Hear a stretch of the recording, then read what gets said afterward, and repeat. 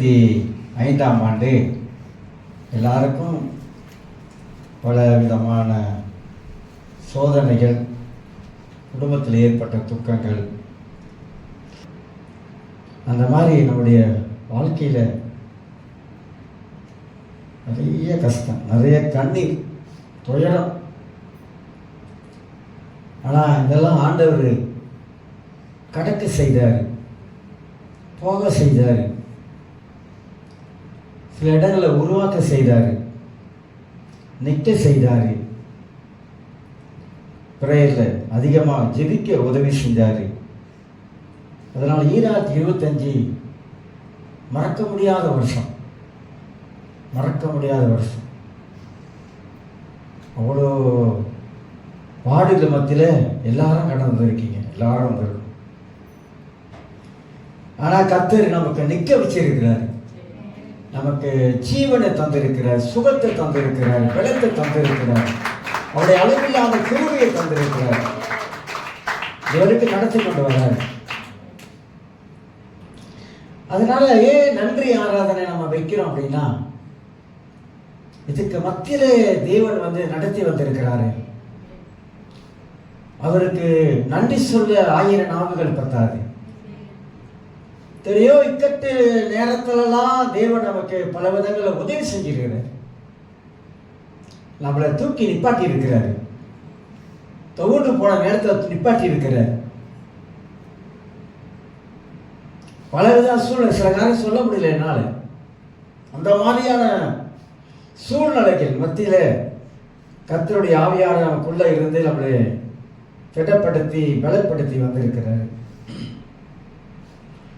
ஆகையால் தான் 78ஆம் சங்கீதத்திலிருந்து சில வசனங்களை நான் பேசி முடிக்க போறேன். நீண்ட செய்தி. 78ஆம் சங்கீதம். 78ஆம் சங்கீதம் ஆண்டவர் நமக்கு அவர் செய்த நன்மைகளை நினைப்பூட்டுகிறது. அதுதான் தலைப்பு. தேவன் நமக்கு செய்த நன்மைகளை நினைப்பூட்டுகிற ஒரு சங்கீதம். அப்ப ஆண்டவர் செய்த நன்மைகளை நாம நினைக்கணும். ஆண்டவரே, கஷ்டமான நேரத்துல, இந்த சூழ்நிலையில, இக்கட்டான நேரத்துல எப்படியெல்லாம் நீங்க நன்மை செஞ்சிருக்கீங்க அப்படின்னு நாம நினைத்து பார்க்கக்கூடிய காரியம் தான் நன்றி ஆராதனை. தேவன் யாரையும் எவரையும் கைவிட்டது கிடையாது. 1ஆம் வசனத்தை நான் வாசிக்கிறேன். என் ஜனங்களே, என் உபதேசத்தை கேளுங்கள், என் வாயின் வசனங்களுக்கு உங்கள் செவியை சாயுங்கள். இந்த சங்கீதம் போதனை, தேவனுடைய போதனையின் சங்கீதம் சொல்லுவாங்க. ஆனா அதுக்கு தலைப்பு கொடுக்கும் போது ஆண்டவர் நமக்கு அவர் செய்த நன்மைகளை நாம நினைச்சு பார்க்கிறோம், நினைப்பூட்டுறார். யாருக்கு நினைப்பூட்டுகிறார் அப்படின்னா, இஸ்ரவேல் மக்களுக்கு ஆண்டவர் செய்த நன்மைகளை கர்த்தர் நினைப்பூட்டுகிறார்.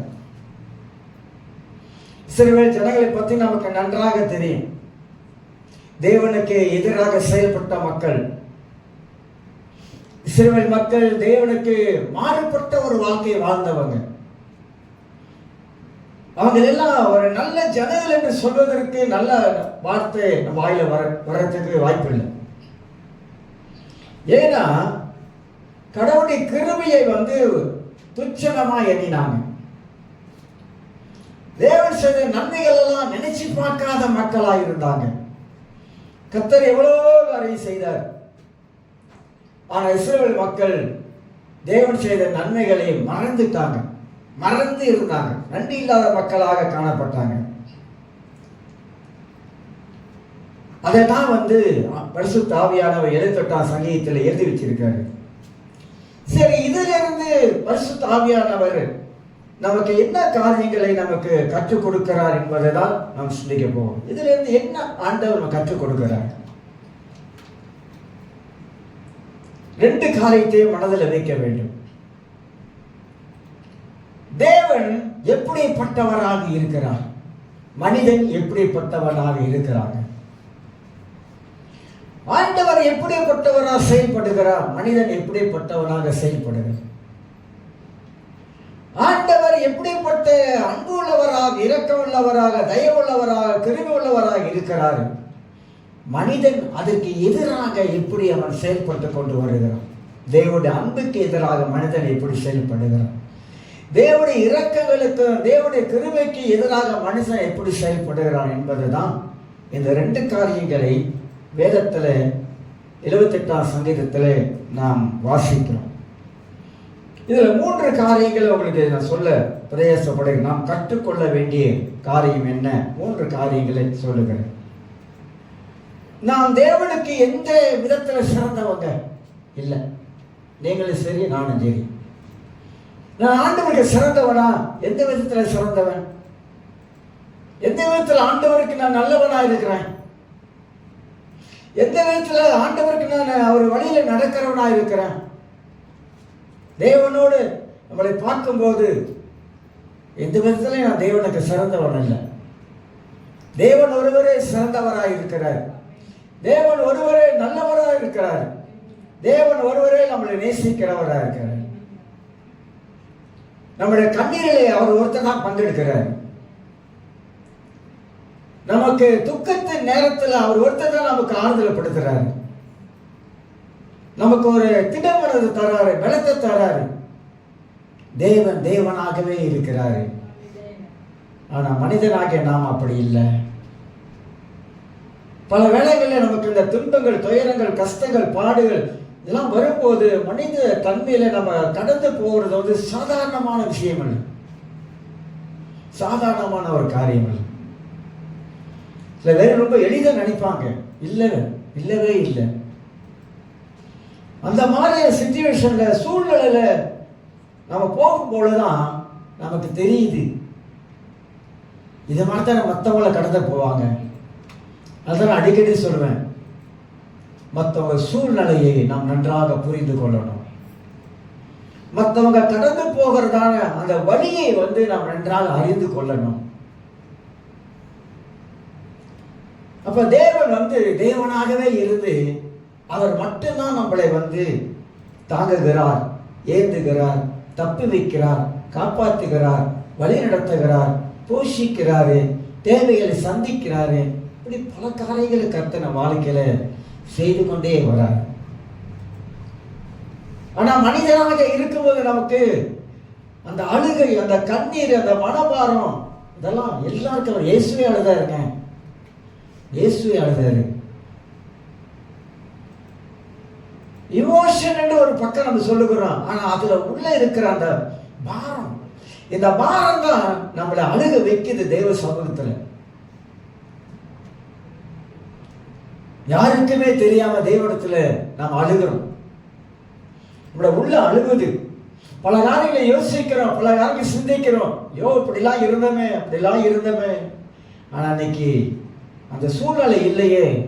அதெல்லாம் நமக்கு பெரிய மன அழுத்தத்தை கொடுப்பதை நாம் பார்க்கிறோம். அப்ப நாம் தேவனுக்கு முன் எந்த விதத்துல சிறந்தவன் சொல்றதுக்கே இல்லை. இல்லவே தேவன் ஒருத்தர் தான் சிறந்தவர். 2வது ஒரு காரியத்துல நாம் வெளிச்சத்தின் பிள்ளைகள் ஆண்டவருக்கு எப்போதுமே நன்றி உள்ளவங்களாகவே இருக்கும்.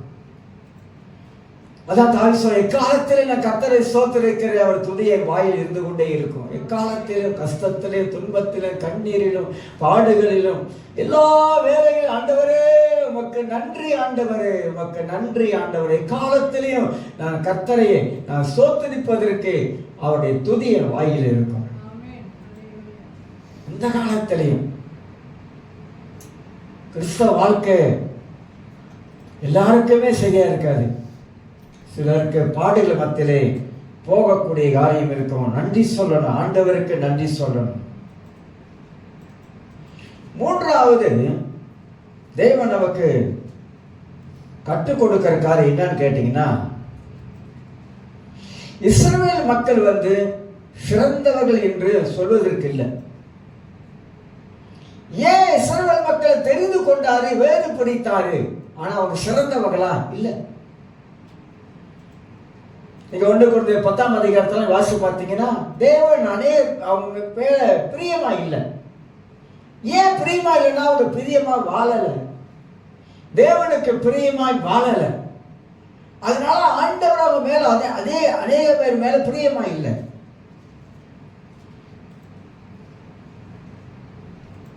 நீங்க உபாகம் புஸ்தகத்திலலாம் உபாகம் 6ஆம் அதிகாரம் நீங்க 12ஆம் வசனத்துல வாசித்து பார்த்தீங்கன்னாக்கா 4வது ஒரு காரியம் சொல்லணும்னாக்கா, உபாகம் 12 வாசித்து பார்த்தீங்கன்னா அவங்க வாழ்க்கையில விசுவாசம் இல்லை. தேவன் எவ்வளவோ செஞ்சாருங்க. அடிமைத்தனை வீடாக எகிப்திலிருந்து விடுதலையாக்கினாருங்க. எவ்வளவோ செஞ்சாரு. புதிய ஏற்பாட்டில் செய்ய முடியாத காரியத்தெல்லாம் பழைய ஏற்பாட்டில் தான் நிறைய செஞ்சாரு. இஸ்ரவேல் மக்களுக்கு ஏகப்பட்ட காரியம் செஞ்சாரு. அற்புதங்கள்லாம், சொல்ல முடியாத அற்புதங்கள்லாம் இஸ்ரவேல் மக்களுக்கு செய்து காட்டினார். விசுவாசம் இல்லை. அதிகமாக அவிசுவாசம் வாழ்க்கையில நிறைய காணப்பட்டது. இரண்டாவது, வாழ்க்கையில கீழ்ப்படியாமலே வாழ்றாங்க. கடவுள் சொன்னா இவர்கள் ஒண்ணு செய்யறாங்க, தேவன் வேண்டான்னு சொன்னா அதை தான் செய்யறாங்க. கீழ்ப்படியாத வாழ்க்கையாகவே நிறைய வாழ்க்கையில காணப்பட்டது.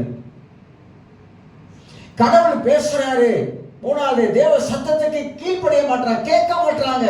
கடவுளுடைய சத்தத்தை கேட்க மாட்டாங்க. கடவுள் பேசுறாரு. நீங்க என்ன புஸ்தகத்தில் 14ஆம் அதிகாரத்தில் 22ஆம் வசனத்துல வாசித்து பார்த்தீங்கன்னா தேவ சத்தத்துக்கு செவிகூடாத மக்களா இருந்தாங்க. இப்ப நான் அப்படி சொல்லிக்கிட்டு போறேன், நீங்க கொஞ்சம் திருப்பி கடவுளுடைய இருதயத்தை கொஞ்சம் யோசித்து பாருங்க.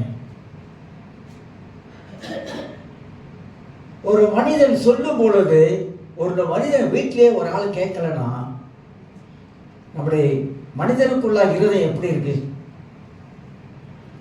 ஆனா கடவுளை விசுவாசிக்காமல், கீழ்ப்படியாமல், தேவன் பேசும்போதெல்லாம் கேட்காமல் போகும் பொழுது ஆண்டவருடைய இருதயம் சுக்குநூற உடையுது. சுக்குநூற உடையுது. தேவன் மகா வேதனைப்படுகிறார், துக்கப்படுகிறார். இந்த ஜனங்களை எனக்குன்னு ஏற்படுத்தினேனே, ஆனா இவங்களோ நான் சொல்வதை கேட்க மாட்டாங்களே, நான் சொன்னதை கேட்க மாட்டாங்க, சொன்னதை கீழ்ப்படிய மாட்டாங்களே. அப்ப ஆண்டவருடைய இருதயம் எவ்வளவு வேதனைப்பட்டிருக்கும்.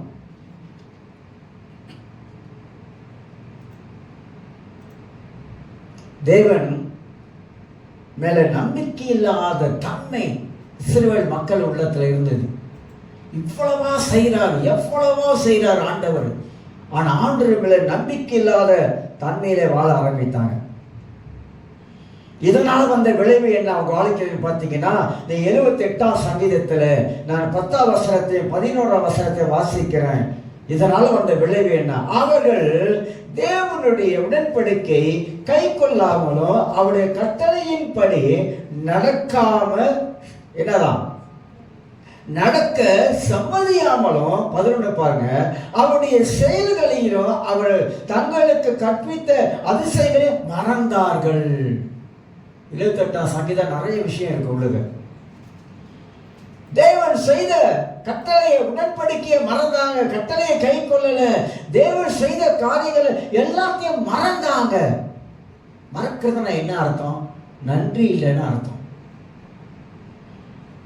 ஒருத்தங்க செஞ்ச காரியத்தை மறந்துட்டா அப்படின்னா நன்றி இல்லைன்னு அர்த்தம். அது போல ஆண்டவர் செய்த காரியத்தெல்லாம் இந்த இஸ்ரவேல் மக்கள் மறந்தார்கள். அப்பனா அவர்களுக்கு எந்த அளவுக்கு தேவன் மேல ஒரு விசுவாசம் இருந்திருக்கும், எந்த அளவுக்கு விசுவாசம் இருந்திருக்கும். ஒருத்தர் சொல்றாரு இப்படி, எங்களுடைய குடும்பத்துல எல்லாம் வயசாகிதான் மரணம் அடைஞ்சிருக்காங்க. 90 வயசு இறந்துட்டாங்க. அப்பா இறந்துட்டாங்க 90 வயசு. அம்மா 80 வயசுக்கு மேல தாண்டி இறந்துட்டாங்க. இப்ப அதை நினைச்சு நம்ம எதாவது சொல்ல முடியுமா? வயசாச்சு இறந்துட்டாங்க. அப்புறம் அவருடைய சொந்த பந்தங்கள் இங்க இருக்கிறவங்க சில வியாதினால இறந்துட்டாங்க. அந்த வருஷத்திலே நடக்குது, இதெல்லாம் நடக்குது. இறந்துட்டாங்க. இவர் என்ன சொல்றாருனாக்கா, ஏன் இப்படி மரணம் வந்துக்கிட்டு மரணமா வருது, கஷ்டமா வருது, பாடுகளா வருது?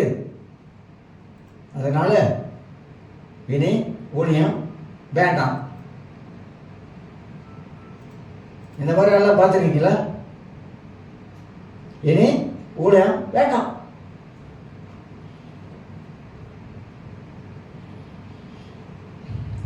ரொம்ப பேர் கிறிஸ்தவ வாழ்க்கைன்னா என்னன்னு தெரியலங்க. ரொம்ப பேர் என்ன நினைக்கிறாங்க, கிறிஸ்தவ வாழ்க்கையில வந்து எப்போதுமே வந்து கஷ்டம்லாம் வரக்கூடாதுங்க, மரணம் வரக்கூடாதுங்க. அது கள்ள போதனை ஆகிடும், சாவாமை. மரணமே இல்லை அப்படின்னா சாவாமை, அது கள்ள போதனை ஆகிடும். வாழ்க்கையில மரணத்தை நம்ம சந்தித்து தான் போகணும், யாரா இருந்தாலும். ஆனா அது கஷ்டமான காரியம் தான். ஆனா நம்முடைய வார்த்தைகளை பிசாசு பிடிக்கிடக்கூடாது. நம்முடைய வார்த்தைகளை பிசாசு பிடுங்கி பேசக்கூடாது, எடுத்து பேசக்கூடாது. அப்ப இந்த பாடுகள் கஷ்டம் வரும் பொழுது நம்ம கடவுளை யார நம்ம பார்க்கிறோம்? பாடுகள், பிரச்சனைகள், போராட்டம் வரும்போது ஆண்டவரை நம்ம வந்து வித்தியாசமா பார்க்க ஆரம்பிச்சோமா தப்பாயிரும். என்ன நடந்தாலும் சரி, ஆண்டவரே உடல்ல மூச்சு இருக்கிற வரைக்கும் உமக்கு நான் நன்றி சொல்லுவேன். உடல்ல மூச்சு இருக்கிற வரைக்கும் உமக்காக உழைப்பேன் ஆண்டவரே. இந்த காரியத்துக்கு இப்படி இருக்குன்னா 12 அப்போஸ்தலர்கள் ஊழியம் செஞ்சாங்களே, ஒருத்தன் தோலை உரிச்சாங்க, கத்தியில தோலை உரிச்சாங்க. ஒருத்தனை தலையில அடிச்சு சாவடிச்சாங்க. ஒருத்தன் ரோமாபுரியில கழுத்தை வெட்டினாங்க. 12 அப்போஸ்தலருடைய வாழ்க்கையில நடந்த கதி என்ன? இயேசுவுக்காக தன் உயிரை அர்ப்பணித்தாங்க.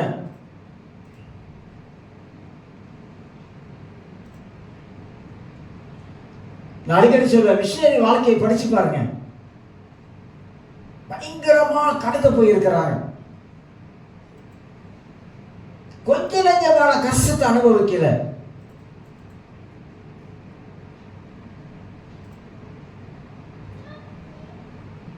சார்ல்ஸ் பின்னி நினைக்கிறேன். சார்ல்ஸ், ஆமா. 10 பிள்ளைங்க, 10 பிள்ளைங்க. அவரு பிள்ளைங்கெல்லாம் சின்ன பிள்ளைய இருக்கும்போது இறந்துட்டார். ஒரு தாயாரு இந்த பிள்ளைகளை வளர்க்கறதுக்கு பட்ட பாடு. ஒரு வீட்டில் ஒரு ஆம்பளை இருந்தால் அது ஒரு முதுகெலும்பு மாதிரி கண்ணீரோடு ஜெபம் பண்ணுவாங்களாம். ஒவ்வொரு நாளும் அழுது அழுது அழுது இந்த பிள்ளைகளை வளர்க்கணுமே, அழுது அழுது ஜெபம் பண்ணுவாங்களாம்.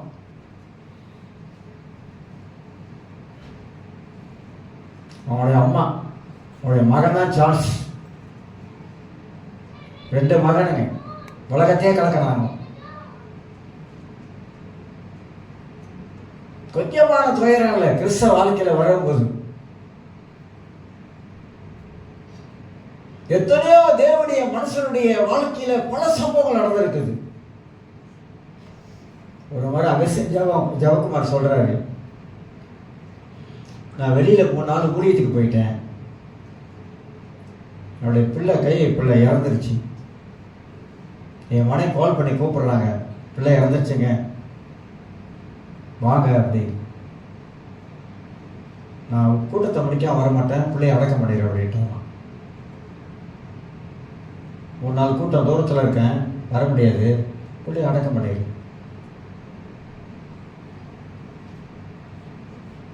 அவங்களாம் இன்னைக்கும் பீகார்ல பயங்கரமான ஊழியத்தை செய்கிறார். எத்தனையோ சம்பவங்களை சொல்லலாம். இந்த காலத்துல நீங்க பார்த்தீங்கன்னா மனுஷனை வெட்டி சாப்பிட்டுருவானுங்க. அதுல ஒரு ஊழியக்கார மனைவியும் மலைவாசி மத்தியில காட்டுக்குள்ள போய்கிட்டு சுவிசேஷம் சொல்ல போயிருக்கிறாங்க. நான் சொல்றதுல கதை இல்லை, நடந்த சம்பவம். அப்படி ஊழியத்துக்கு போகும் பொழுது புருஷன் மேலே போயிருக்கிறாரு.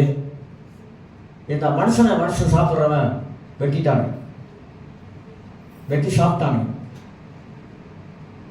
இப்ப தன் மனைவி புருஷனைக்காரன்னு சொல்லிட்டு வந்துட்டாங்க.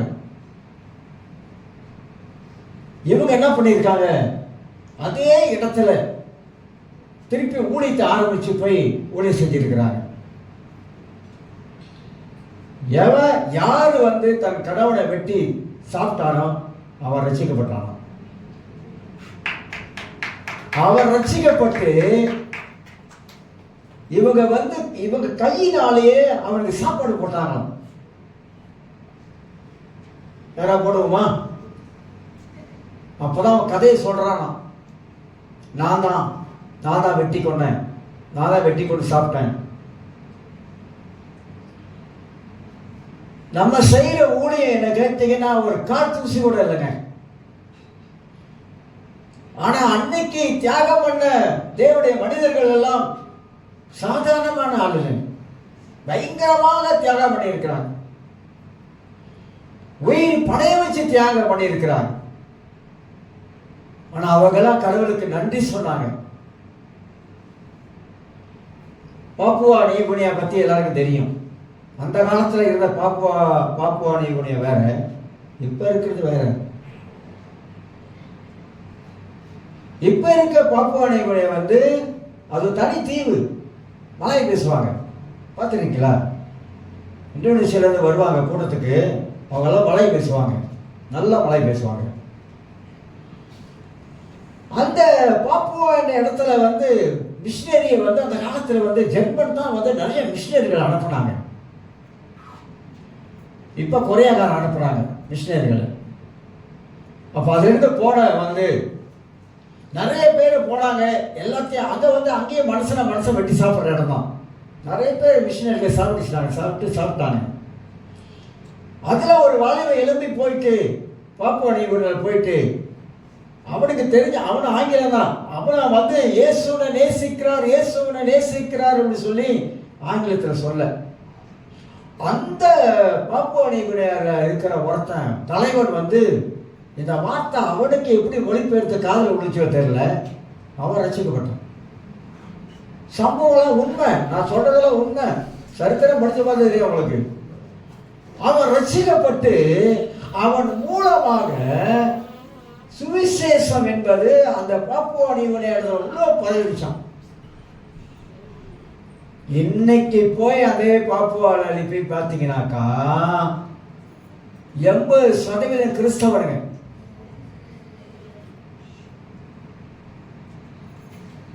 இந்த வாலிபம் போயிட்டு துணிச்சலா போயிட்டு இயேசுவை நேசிக்கிறார். இதெல்லாம் ஏன் சொல்றேன் தெரியுங்களா? அந்த தேவனுடைய அன்புல வர்றதுதான் கடவுளுக்கு செலுத்துகிற நன்றின்னு சொல்ல வர. நம்ம தேவன் மகா பெரியவர் தான், பல காரியம் செஞ்சிருக்கிறாரு. ஆனா அவருக்கு நாம் எப்பொழுதுமே நன்றி கடன் பட்டவர்களா இருக்குன்னு சொல்ல வர. 78ஆம் சங்கீதத்துல அவ்வளோ வார்த்தைகள் உள்ளடக்கப்பட்டிருக்குது. 7-8 சொல்லி முடிக்கிறேன். 7ஆம் வசனத்தையும் 8ஆம் வசனத்தை வாசிக்கிறேன். 78ஆம் சங்கீதம். தேவன் மேல் அவர்கள் தங்கள் நம்பிக்கையை வைத்து தேவனுடைய செயல்களை மறவாமல் அவர் கற்பனைகளை கை கொள்ளும்படிக்கும், 8ஆம் வசனம், இருதயத்தை செவ்வைப்படுத்தாமலும் தேவனை உறுதியாக பற்றி கொள்ளாமலும் இருந்த முரட்டாட்டமும் கலகமும் உள்ள சந்ததியாகிய தங்கள் பிதாக்களுக்கு அவர்கள் ஒப்பாகாத படிக்கும் இவைகளை கட்டளையிட்டார். வசனம் ரொம்ப அழகா சொல்லுகிறது. அந்த 8ஆம் வசனம், இருதயத்தை செம்மைப்படுத்தாமலும் தேவனை உறுதியாய் பற்றி கொள்ளாமலும். ஏக கிறிஸ்தவர்கள் கடவுளை உறுதியா பற்றி கொள்ளாம விட்டுட்டாங்க. இன்னைக்கு இப்ப வசனங்கள் நம்ம வாசிக்கும் போது இந்த வசனத்தின் மூலமாக ஆண்டவர் நமக்கு என்ன சொல்ல விரும்புகிறாரு? சாகர வரைக்கும் ஆண்டவரே நன்றி, ஆண்டவரே ரட்சித்தீங்க, நன்றி ஆண்டவரே, ரட்சிப்பை இலவசமா கொடுத்தீங்க, நன்றி ஆண்டவரே, உலகத்துல வாழ வச்சீங்க, நன்றி ஆண்டவரே, ஒவ்வொரு வருஷமும் ஆயுசு நாட்களை கூட்டிக் கொண்டே வரீங்க. நன்றி ஆண்டவரே. நல்லா சாப்பிடுவதற்கு உணவை கொடுத்தீங்க. நன்றி ஆண்டவரே. நல்லா உடுத்துவதற்கு உடைய கொடுத்தீங்க ஆண்டவரே. நன்றி ஆண்டவரே. ஞாயிற்றுக்கிழமை தோறும் ஆலயத்தில் வந்து வசனத்தை கேட்க, ஆராதிக்க, துதிக்க, சரீரத்துக்கு பலனை கொடுத்தீங்க. நன்றி ஆண்டவரே. வேலை செய்வதற்கு, உழைப்பதற்கு பலனை கொடுத்தீங்க. நன்றி ஆண்டவரே. நன்றி. ஆண்டவருக்கு சொல்லுகிற நன்றியில தான் எல்லாமே அடங்கி இருக்கு. அதனால எனக்கு அருமையான அந்த கால வேளையில ஆண்டவர் நமக்கு செய்த நன்மைகளை நினைப்பூட்டுகிற சங்கீதம். நினைத்து பார்க்கணும், திரும்பி பார்க்கணும். நான் எப்போதுமே திரும்பி பார்ப்பேன். ஆண்டவரே, இவ்வளவு தூரம் நடத்தி வந்தீங்க ஆண்டவரே. என் கூட படிச்சவனா போயிட்டான் ஆண்டவரே. எவ்வளவு பேர் போயிட்டாங்க. ஆனா எனக்கு ஜீவனை தந்து உயிரோடு வச்சிருக்கேன் ஆண்டவரே. நன்றி ஆண்டவரே. நீ எத்தனையோ நன்மைகளை செஞ்சிருக்கீங்க. நன்றி ஆண்டவரே. எப்பயோ கதை முடிஞ்சிருக்கோம், காப்பாத்திருக்கீங்க. நன்றி ஆண்டவரே. இப்படி நாம் கடவுள் செய்த நன்மைகளை நாம நினைச்சு பார்த்து நன்றி சொல்லிக்கொண்டே இருக்கணும். அதுதான் ஆண்டவர் விரும்புகிறார். ஒவ்வொரு நாளும் தேவனே நன்றி ஆண்டவரே, ஆண்டவரே உமக்கு நன்றி ஆண்டவரே. ஆபத்துல தப்பு வைத்தீங்க. நன்றி ஆண்டவரே. வியாதியில இருந்து தப்பு வைத்தீங்க. நன்றி ஆண்டவரே. ஏதோ வருஷத்துல ஒரு முறை நம்ம சேர்ந்து எல்லாம் சொல்றோம், நல்லதுதான். ஆனா நன்றி என்பது அனுதின வாழ்க்கையில, அன்றாட வாழ்க்கையில ஒவ்வொரு நாளும் கடவுளுக்கு நன்றி சொல்லிக்கொண்டே, என்ன நடந்தாலும் நன்றி ஆண்டவரே. ஃபாதர் படிக்கிறாள், என்ன நடந்தாலும் நன்றி ஐயா. அவர் சொல்வார், யார் கைவிட்டாலும் நன்றி ஆண்டவரே. உலகத்துல எல்லாரும் கைவிட்டாலும் நீங்க கைவிட மாட்டீங்க. நன்றி ஆண்டவரே. நன்றி சொல்வதற்கு தேவனுக்கு நம்ம ஒரு நாள் தயங்கக்கூடாது. கடவுள் செய்த நன்மைகள் கொஞ்சம் நஞ்சம் இல்லை, ஏகப்பட்ட நன்மைகளை ஆண்டவர் வாழ்க்கையில் செய்திருக்கிறாருங்க, செய்து கொண்டே வராருங்க. தேவன் அதெல்லாம் நினைச்சு பார்க்கிறார். அதுதான் வேதம் நமக்கு அவ்வளவு ஆறுதலும். தாவி சொல்றார், வேதம் எனக்கு ஆறுதலும், வேதம் எனக்கு தேனிலும் தெளித்தலிலும் மதுரமாய் இருக்குது. ஏன்னா எல்லாரும் அந்த கண்ணீரின் பாதையில கடந்து போயிருக்கிறாங்க. அந்த சூழ்நிலையெல்லாம் கர்த்தர் தான் அவங்களை காப்பாத்திருக்காரு. தாவீதை காப்பாத்திருக்கிறார். வேதத்துல பல தேவனுடைய மனிதர்களை தேவன் தான் காப்பாத்தி கொண்டு வந்திருக்கிறார். போலவோ இக்கட்டான அண்ணால் போய் ஆலயத்தில் அழுகுறாங்க, வெளியே சொல்ல முடியல. இதயத்தின் பாரம் வாயப்பட்ட அசைது அழுகுறாங்க, உள்ளத்தின் குமுறல். ஆகார் அழுகுறாங்க, வனாந்தரத்தில் பிள்ளை அழுகுது, ஆண்டவரே அழுகுறாங்க.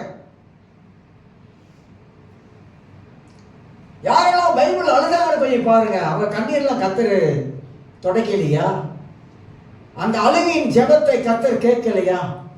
கர்த்தர் இறங்கி உதவி செய்யலையா? நன்மை செய்யலையா? அதுக்குதான் தேவனுக்கு ஒரு மகா பெரிய பிரதானமான ஒரு பேருனா கர்த்தர் நல்லவர் என்பதை ருசித்து பாருங்கள். அவன் மேல் நம்பிக்கை இருக்கிற மனுஷன் பாக்கியவான். பைபிள் அழகா சொல்லுது. கர்த்தர் மேல அவருடைய பாரத்தை வைத்து விடுங்க, அவர் நம்மளை ஆதரிப்பாரு. அவர் மேல பாரத்தை வைத்து அவர் ஆதரிப்பாரு. தாயும் தகப்பனு கைவிட்டாலும் கர்த்தர் கைவிட மாட்டார். தாவி சொல்றான், கர்த்தர் சேர்த்துக் கொள்வாரு. நன்றி சொல்லணும். நாம் நிற்பது, நிருபலமாகாம இருப்பது, வாழ்ந்திருப்பது, நாம் சுகமாக இருப்பது எல்லாமே தேவனுடைய கிருபை. ஆண்டவர் கிருபையில் தான் எல்லாரும் வாழ்ந்து கொண்டிருக்கோம். எல்லாரும் எழுந்திருக்கலாம். சோத்திரம் ஆண்டவரே, நன்றியோடு துதிக்கிறோம் ஆண்டவரே. பரமபிதாவாகிய தேவனே சோத்திரம் ஆண்டவரே.